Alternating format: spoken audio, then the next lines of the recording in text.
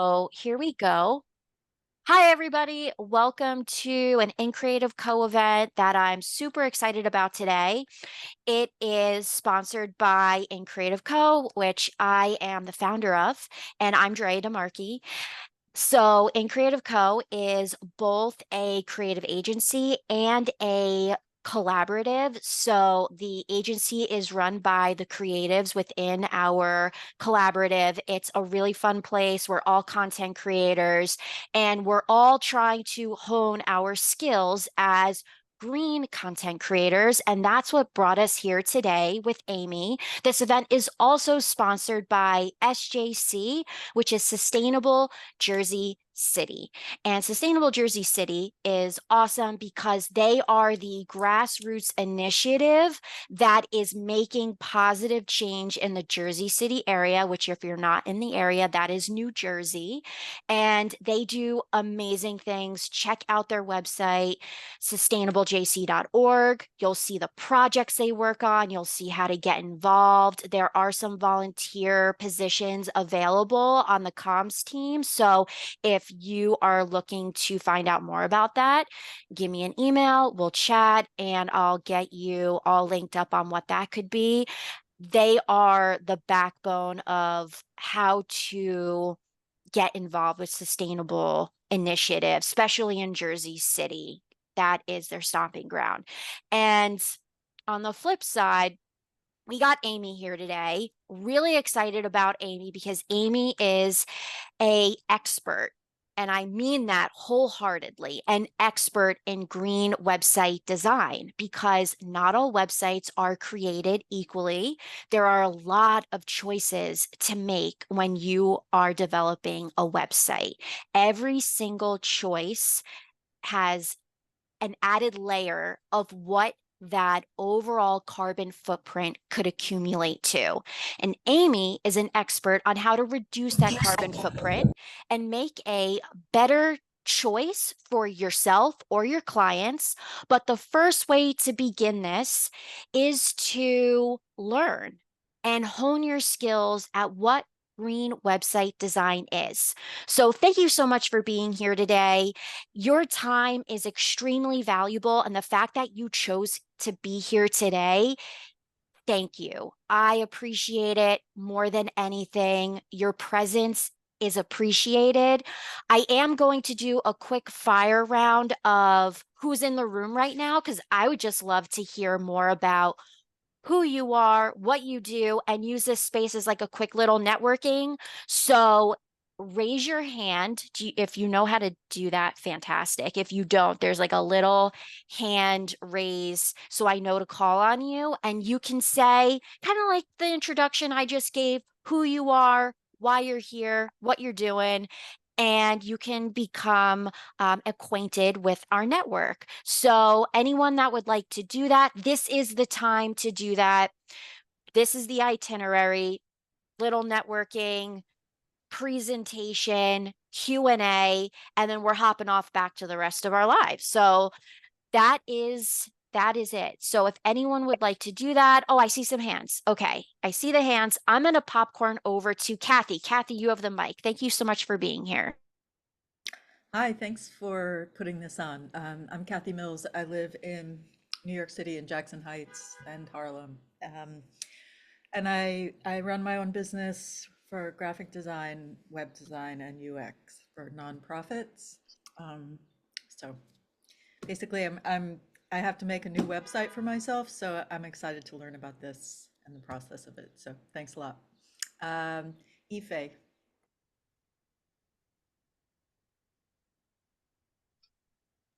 Hi, so I'm Ife. I'm joining from Nigeria, and I'm a product manager, and I'm also a programs manager for climate initiatives. So basically, it's green software is like a way of putting my two passions together, that's software and climate. And I'm just looking for ways to get my team, that's the software developers, to understand the concept and just build more sustainably.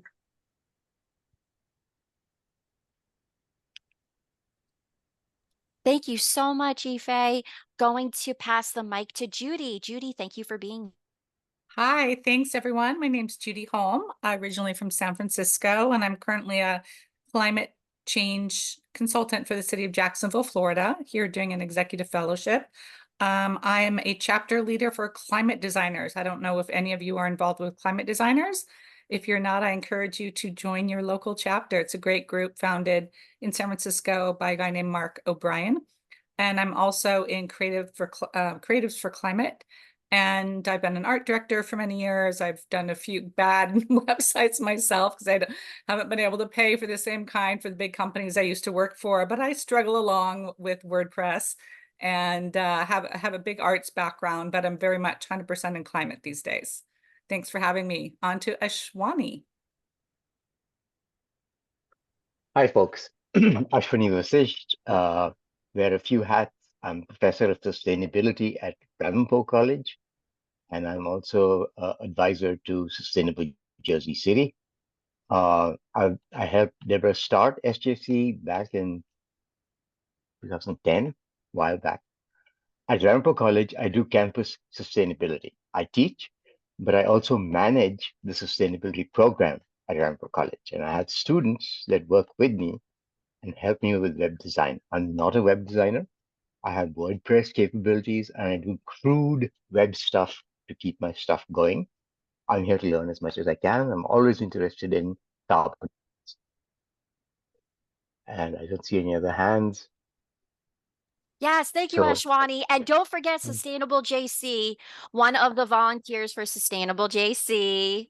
So happy that you're here and all that you do for the organization. Last call for anyone that would like to introduce yourself. You're welcome to. Happy to include you if you feel inspired. But it looks like that is all. So I'm going to pass the mic to Amy. Amy, thank you. Thanks so much for having me, and thank you everybody who showed up to this. So happy to see all of you. I am gonna share my screen. Do I have the capabilities? Okay, cool. And I'm just gonna like pull up the course, what you would see if you were in the dashboard of the course and just kind of talk through a little bit. So before I begin, I guess I'll introduce myself. So I'm Amy. I own the design studio Blue Raspberry Design, and with my studio, I am a one-person operation, and I'm all about creating joyous, spunky designs for the dreamers and change makers of the world. I'm all about trying to make the world just like a brighter, happier place, because a lot, especially in the climate sphere, can be a little depressing. And so we need to find some sparks of happiness and joy and just, make the best of what we can. And then I've been running Blue Raspberry Design for about 5 years now. And when I started, I always wanted to make everything that I did as sustainable as possible. And when I started that, I was like, I'll use recycled paper. That seems like a good step. And then down the rabbit hole I fell and started to learn about the digital side of sustainability and what that means.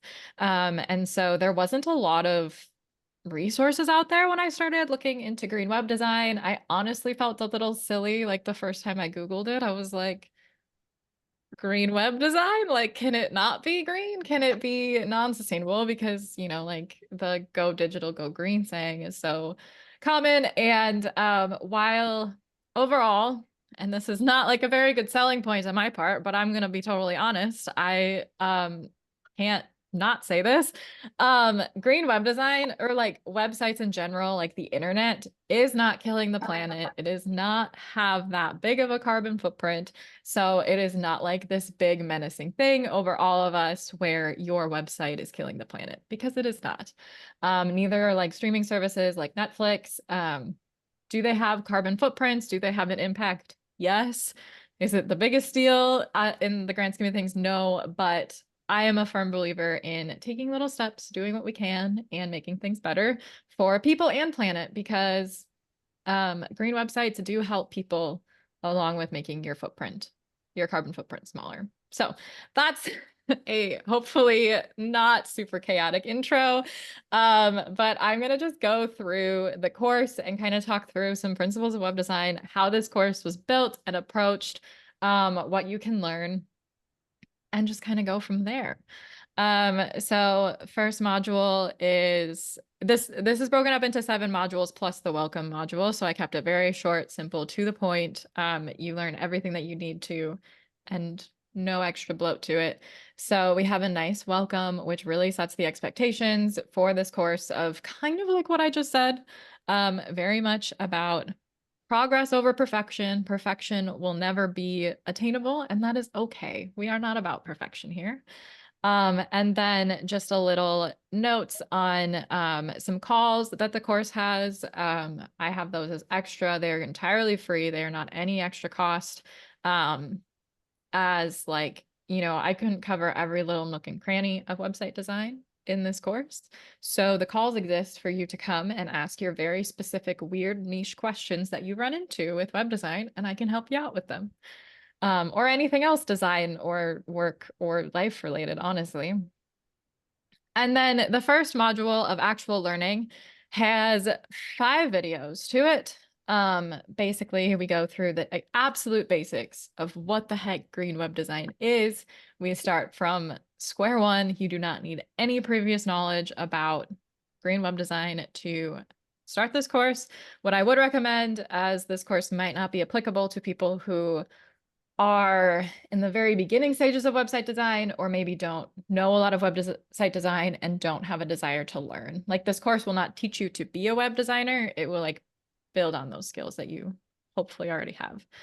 And then we jump into green web design myths, because there's a lot of things floating out there about the internet and how it's impacting the planet. And we need to get rid of those because they're not helping anybody. And then the more technical things, we have a look at electricity, which gets kind of technical, not super, but that's kind of very important to understand the web because electricity powers it. And then we have how it impacts the physical world, because all of these screens that we're staring at were made from something, and how does that impact the world? And then just kind of like a fun little look through the history of the web, all the way back to when good old Flash was alive and well, and we had some intense websites.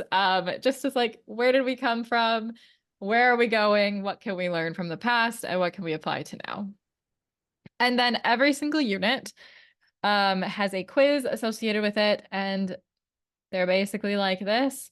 They're just some questions, some short answer, true, false, multiple choice, other things. This looks really intense, but I promise it's not. And basically the quizzes are a way to check the big points of knowledge from each video, each section. And if you complete all of the quizzes, you do not need to score 100%. There is no threshold. It's just more of a, you did them. Because I know some people aren't good test takers. I'm one of those people. If you did them, you tried, you complete all 7 quizzes, you will get the certification for the course to post on my website to show everybody that you learned about green web design and are knowledgeable. So really good marketing. The second unit is really to build off of what the introduction to green web design is. We need to know, like, what is, like, how big is a website? How much of a carbon footprint does a website have? What is our starting point, and how are we trying to improve? And in all of my philosophy towards green web design, I personally don't think that there is a number for how many grams of CO2 a website should emit. I think that every website is different. A store, like an e-commerce website, is going to be a lot bigger than like somebody using a website for a resume. And that's okay. Like, we're not going to compare apples to oranges. We're going to compare our websites that we had yesterday to what they are today and how much we have improved them, because we don't need to compete against everybody else. We just need to do better ourselves. Then we kind of go through some of the building blocks of a website, which many of you might be familiar with, of the strategy. So site mapping, choosing content, how you're going to like structure your page, and everything together. And this kind of goes through what are common layout designs for a website? What is going to be the greenest? How could you make it a little bit greener with very slight tweaks? And this is really where a lot of the creativity can start kicking in. I think creativity flourishes under parameters, some restrictions, and that's really what this starts to lead into. And then a lot of the units have these case study videos where I talk through a handful of websites that either very, very well illustrate the points that I made in the other videos. And it's a live reaction. I went through these websites completely live and just, went with whatever my thoughts were. So there's some interesting little tidbits. There's some rabbit holes in these. And yeah, there's also some like bad examples to try to show like, what does this look like in the real world? Number 3, before you build. So this is really like, how do you choose a website builder? I go into the sustainability of 6 different website builders, Shopify, WordPress, Squarespace, Webflow, Showit, and Wix, which I'll give you a little sneak peek into. WordPress is going to be the most sustainable, and Squarespace is actually the least sustainable for what they base look into, and then the rest fall in there. But I personally still use Squarespace for a lot of clients, so it's not that it like rules it out. And I think that that's like an important piece too, because there's more decisions to be made than just this is the lowest carbon footprint.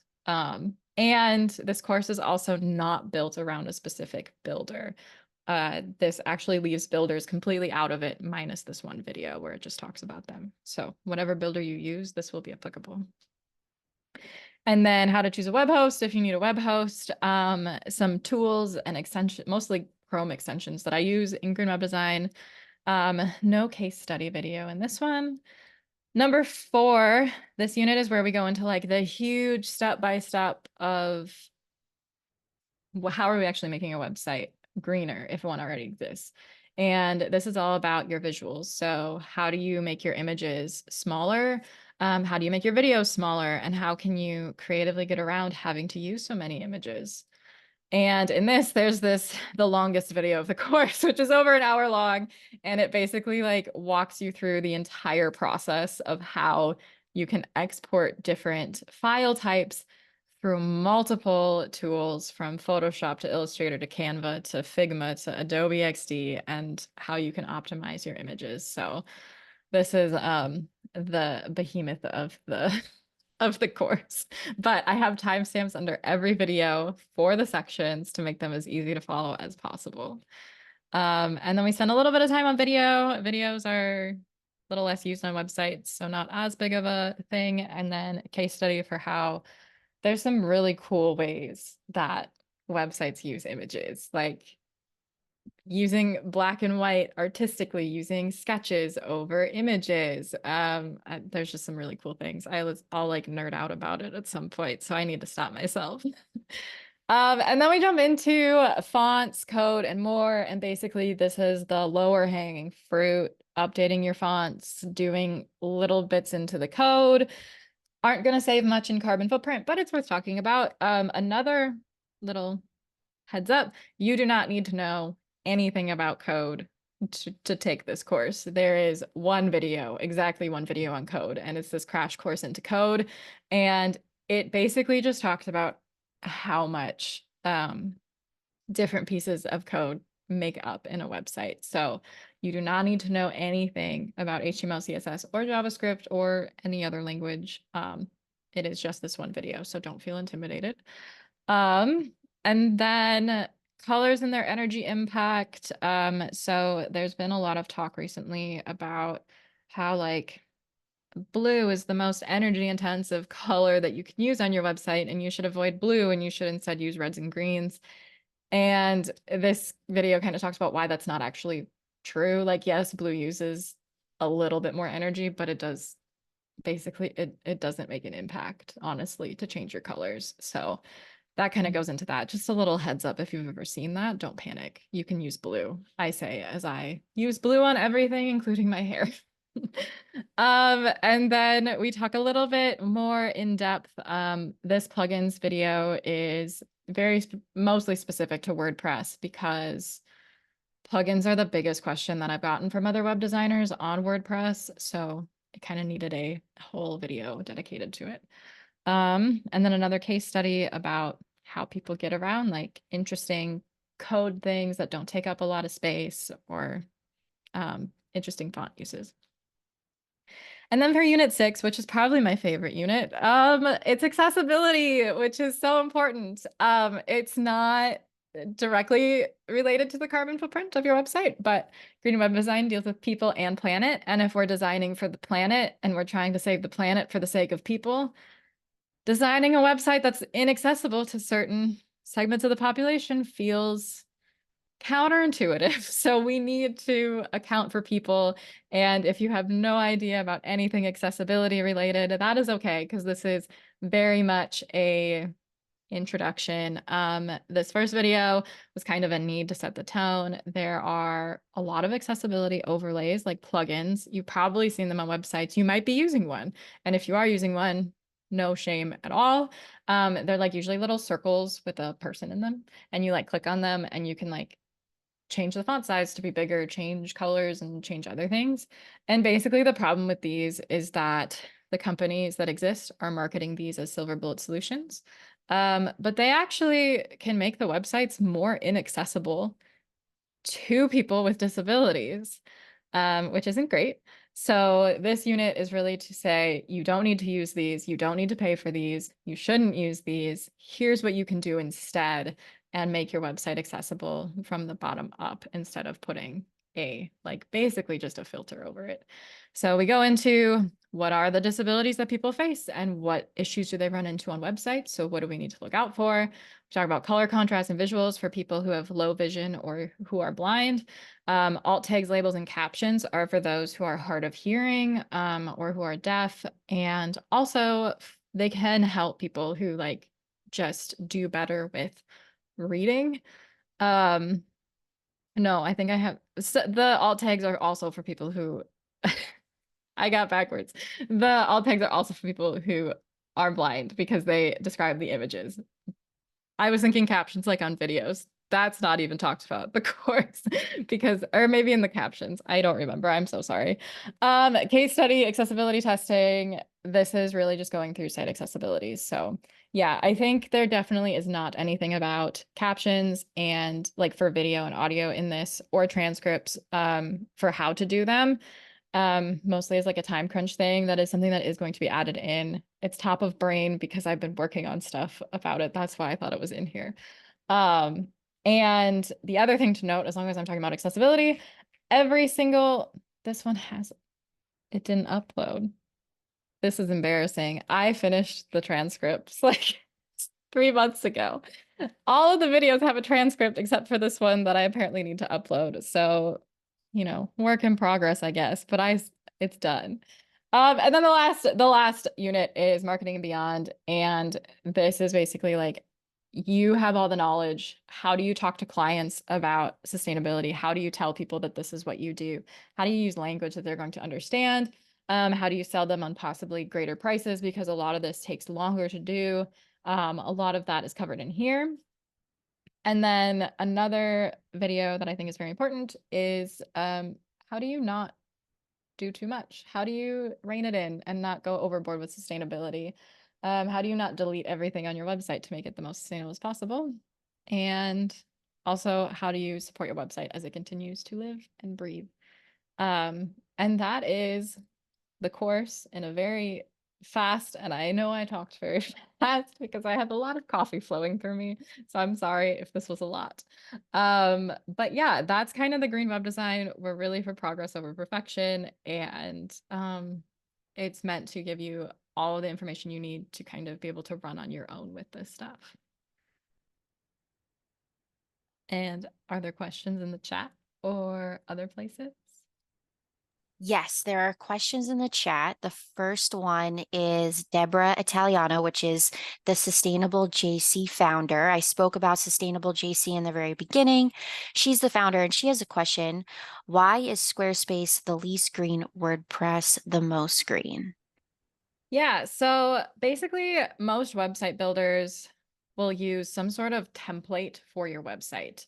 This is like the code that you cannot touch. So before you put any text, any images, anything on your website, this stuff is there and is adding to the file size of a website, which ups the carbon footprint of the website. So WordPress is really the most green because you can choose what theme you use, and there are some very tiny, very efficient themes out there. So you can install a very fast theme, and then you only have to install plugins if you need them. Whereas Squarespace comes loaded with a lot of options, which is good. It has its benefits. And Squarespace also, to make their builder work with the drag and drop and their fluid engine and all of that stuff, they have a lot of JavaScript running in the background to make all of that work. So I think Squarespace's web page, like a one single web page, if I'm remembering correctly, this is off the top of my head, the base file size of one web page is about 1.2 megabytes. And for WordPress, the theme that I use, you can make a page for like less than 100 kilobytes.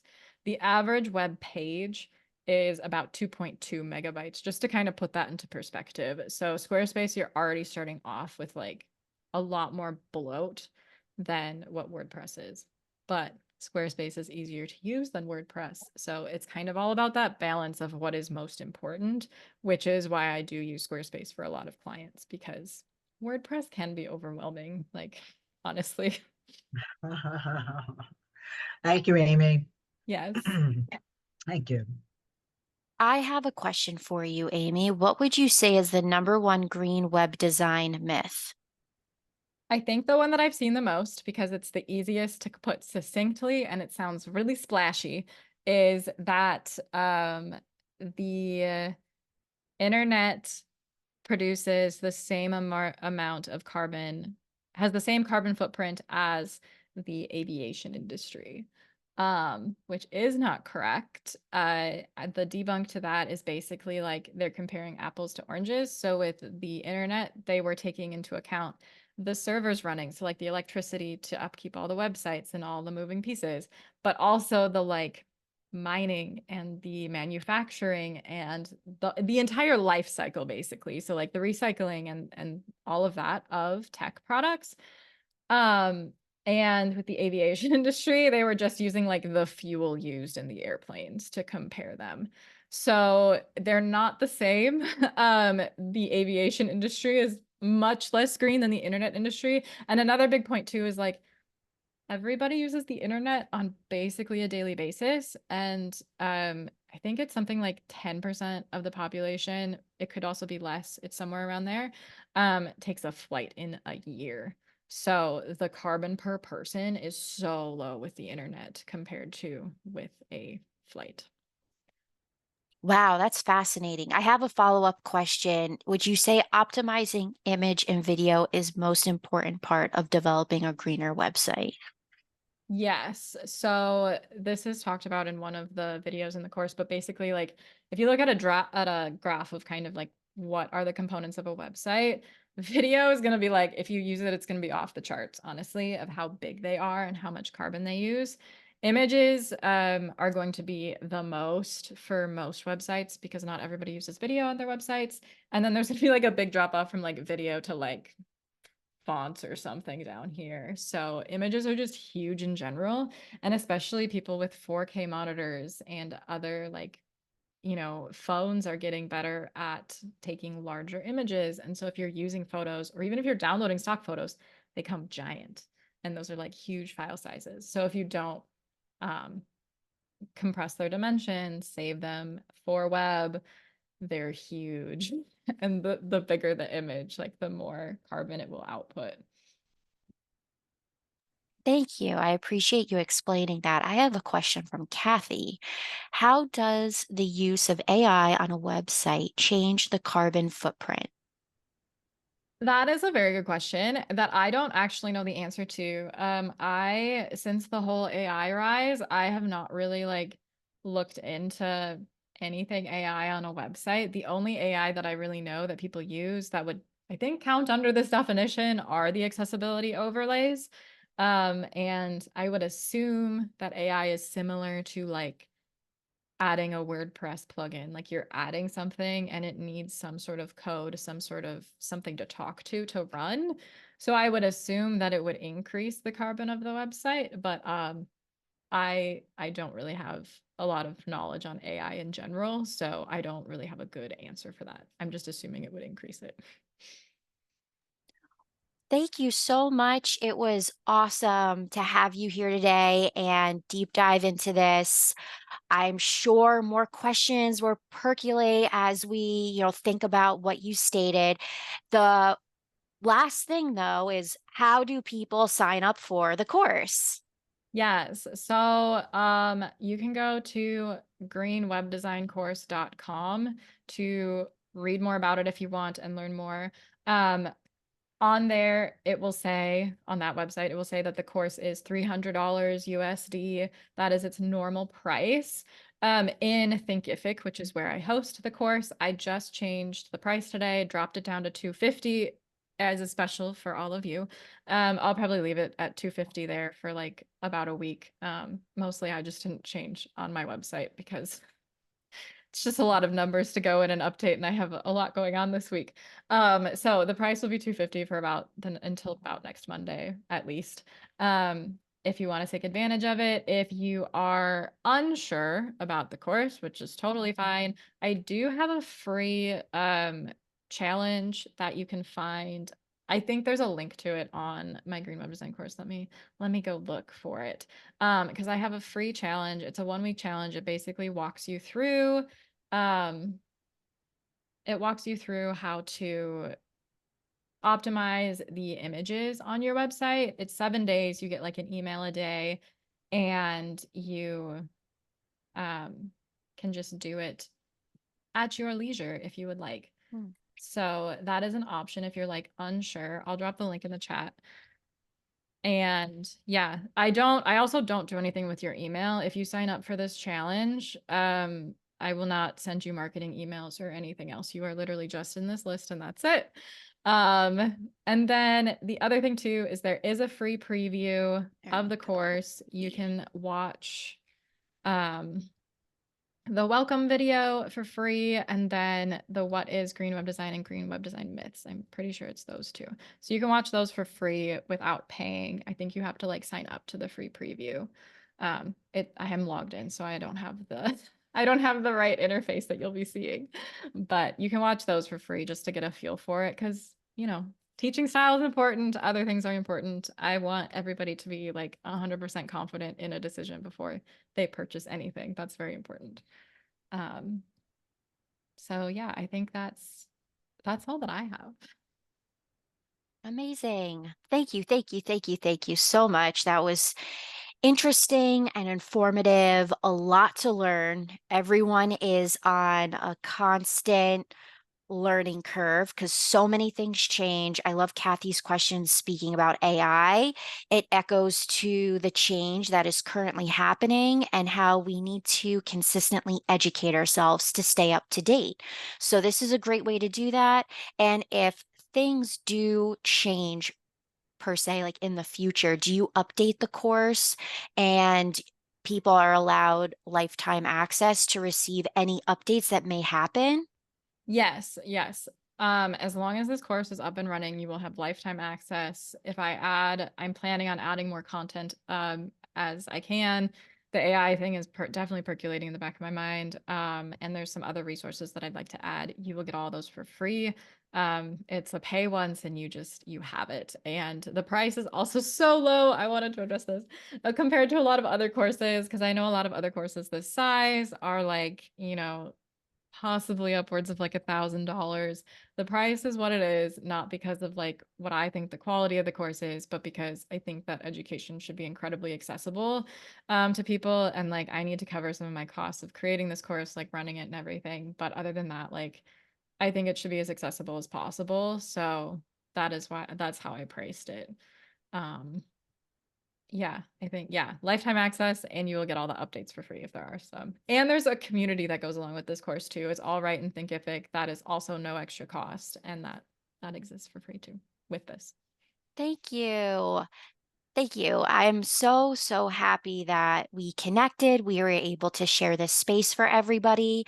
I did give an opportunity for everyone to introduce themselves, but if you didn't and you would like to, now is the time to do so. And then after another just quick opportunity to introduce yourself, we're going to hop off and enjoy the rest of our evening. So if anyone would like to do that, I don't see any hands raised. So I'm going to move on and just say thank you so much for all of your time. Lots of thank yous in the chat. So Amy, please, bask in the glow of a wonderful presentation. And I'll be connecting with all of you through email to give you a recording of this so you could also rewatch or share it with a friend. Thank you so much. Stay in contact, everyone that was Take here care, today. folks. Yeah. Thank you. Thank you both. Thank you both. Thank you, everyone. Thank you for coming.